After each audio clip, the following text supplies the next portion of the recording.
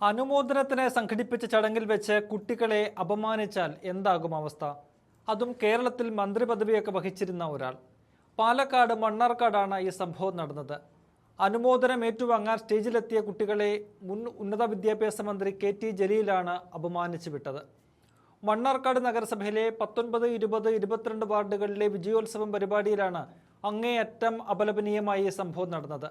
പ്രസംഗത്തിനിടെ കുട്ടികളെ സ്റ്റേജിലേക്ക് വിളിച്ചു വരുത്തിയാണ് ജലീൽ അപമാനിച്ചത്.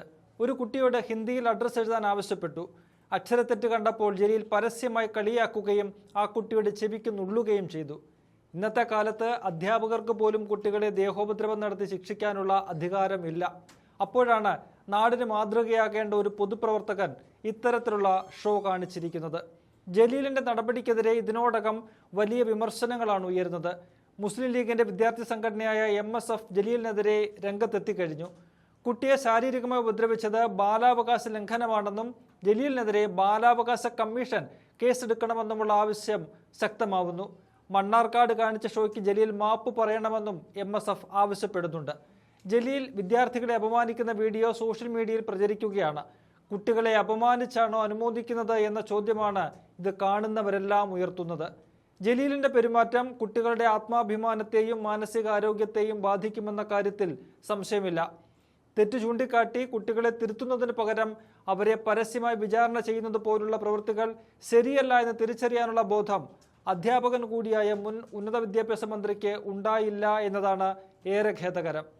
ജലീൽ കുട്ടികളെ അപമാനിക്കുന്ന ആ ദൃശ്യങ്ങൾ കാണാം. അക്ഷരങ്ങൾ അറിയുമെങ്കിൽ അഡ്രസ് എഴുതാൻ എന്തുകൊണ്ട് അറിയില്ല?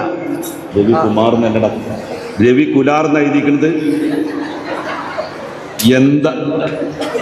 പാത്തുമ്മയുടെ ആട് എന്ന് പറയുന്ന പുസ്തകത്തിന്റെ ഇതിവൃത്തം എന്താണ്? ആരായിരുന്നു പാത്തുമ്മ? സഫീന എന്ന് വേണ്ട, സഫീന മതി. ടെൻഷനായാൽ സ്പെല്ലിംഗ് മിസ്റ്റേക്ക് വരാൻ പാടില്ല. എന്താണോ എനിക്ക് എഴുതാൻ പറ്റുമോ? അഡ്രസ് എഴുതാൻ പറ്റുമോ?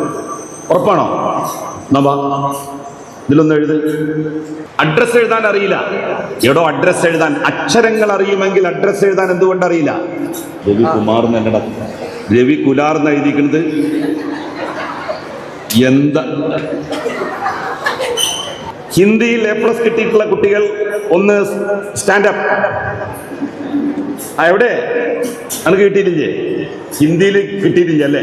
രക്ഷപ്പെട്ടു. വേറെ കുട്ടികൾ കമോൺ. എന്താ സംസം എന്ന് പറഞ്ഞാൽ അർത്ഥം? മൈക്ക് കൊടുക്കുന്നു. ഒരു മൈക്കില്ലടോ. അല്ല, അതിൻ്റെ ഒരു അർത്ഥമുണ്ട്. സംസം എന്ന് പറഞ്ഞാൽ അല്ല സംസം എന്ന് പറഞ്ഞാൽ എന്താണ്? നിക്കട്ടെ നിക്കട്ടെ എന്നാണ്. സ്റ്റോപ്പ്. സംസം എന്ന് പറഞ്ഞാല് സ്റ്റോപ്പ്, നിക്കട്ടെ എന്നാണ്. എന്താണ്? ഈ കുട്ടി ഇങ്ങനെ കാലിട്ടടിച്ച് വെള്ളം ഇങ്ങനെ വന്നപ്പോ ആ കുട്ടിയുടെ അമ്മ പറയാണ് വെള്ളത്തോട്, നിൽക്ക് നിൽക്ക്, സംസം. അതാണ് പിന്നീട് സംസം എന്ന് ആ പേര് വെള്ളത്തിന് വരാനുള്ള കാരണം.